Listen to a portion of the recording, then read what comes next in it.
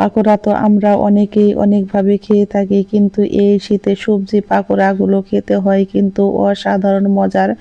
গরম গরম ভাতের সাথে, বাকি মুড়ির সাথে, আবার সন্ধ্যাবেলায় চায়ের সাথেও কিন্তু বেশ জমে যায়। আমি কিন্তু আজকে বিভিন্ন রকমের সবজি দিয়ে তৈরি করব সবজি পাকোড়া। এখানে নিয়েছি আমি বেশ কিছুটা পরিমাণে বাঁধাকপি, আর বাঁধাকপিটাকে কিন্তু বেশ ভালো করে ধুয়ে ছুরির সাহায্যে আমি এইভাবে চিকন চিকন করে কেটে নিব। বন্ধুরা, হাতে একটু সময় নিয়ে কিন্তু এইভাবে চিকন চিকন করে কাটবেন। খুব খুব বেশি মোটাও না, আবার খুব বেশি পাতলাও না, এইরকম সাইজ করে কেটে নেবেন। চাইলে আপনারা বটির সাহায্যেও কেটে নিতে পারেন, তাতে কোনো অসুবিধা নেই।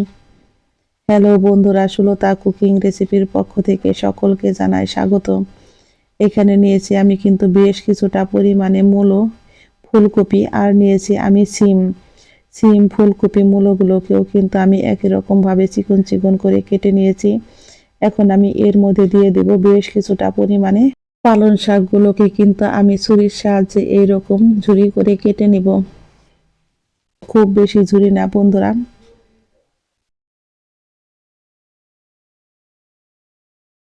এখন আমি একে একে সমস্ত সবজিগুলোই দিয়ে দিব। এইভাবে একবার হলেও আপনারা বিভিন্ন সবজি দিয়ে পাকোড়া খেয়ে দেখবেন, খেতে হয় কিন্তু অসাধারণ মজার।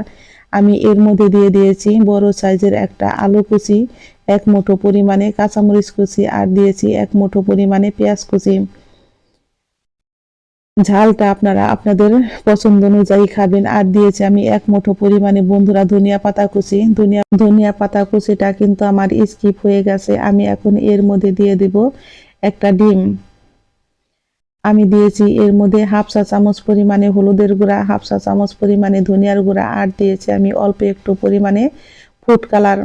আমি এখন এর মধ্যে দিয়ে দেব বেশ কিছুটা পরিমাণে চালের গুঁড়ি।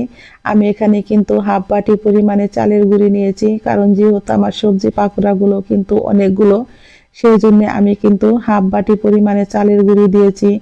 আর কখন কি দিব ভিডিওটা অবশ্যই দেখতে থাকুন। আমি কিন্তু এখন সমস্ত উপকরণ দিয়ে বেশ ভালো করে মাখিয়ে নিব।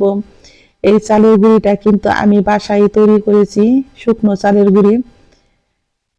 আর শুকনো চালের গুঁড়ি দিলে কিন্তু পাকোড়াটা খেতে বেশ মজার হয় আর একদম মুচমুচে। আমি এর মধ্যে দিয়েছি,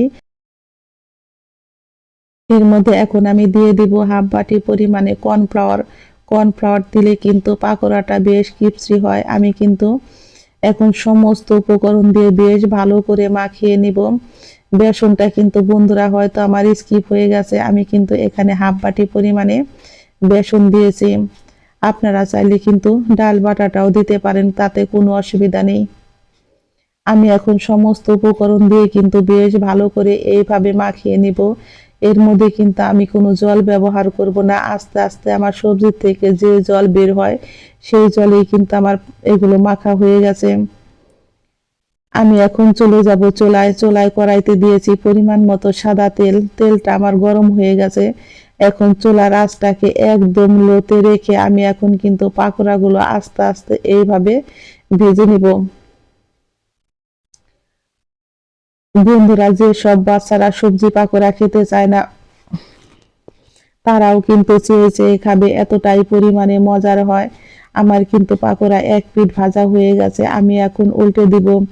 একটু সময় নিয়ে বন্ধুরা পাকোড়াগুলো উল্টে পাল্টে ভেজে নেবেন, তাহলেই দেখবেন এগুলো একদম মুচমুচে হয়েছে, ভেতরটাও একদম নরম থাকবে আর উপরটাও কিন্তু একদম মুচমুচে থাকবে। এই পাকোড়াগুলো এতটাই সুন্দর হয়েছে আর খেতেও হয়েছে কিন্তু অসাধারণ মজার। গরম গরম ধোয়া ওঠা ভাতের সাথে কিন্তু বেশ ভালো লাগে, আবার মুড়ির সাথেও খেতেও শীতের দিনে বেশ মজার হয়।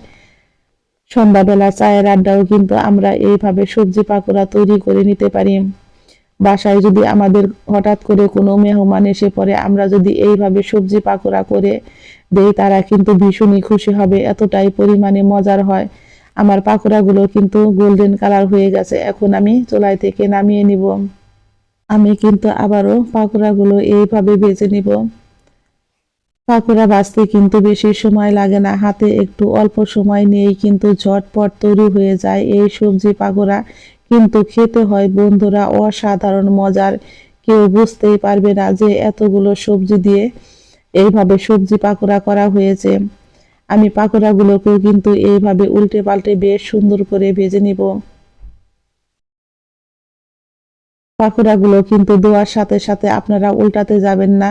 এক পিঠ হয়ে গেলে তারপরে কিন্তু উল্টাবেন, তাহলে দেখবেন পাকোড়াগুলো কিন্তু একদম মুচমুচে হবে। আমি এইভাবে উল্টে পাল্টে পাকোড়াগুলো ভেজে নিয়েছি। আমি এখন চুলায় থেকে নামিয়ে নিব। নামিয়ে গরম গরম পরিবেশন করুন বন্ধুরা, খেতে হয় কিন্তু দুর্দান্ত মজার। ঝটপট তৈরি হয়ে গেল আমার বিভিন্ন রকম সবজি দিয়ে সবজি পাকোড়া।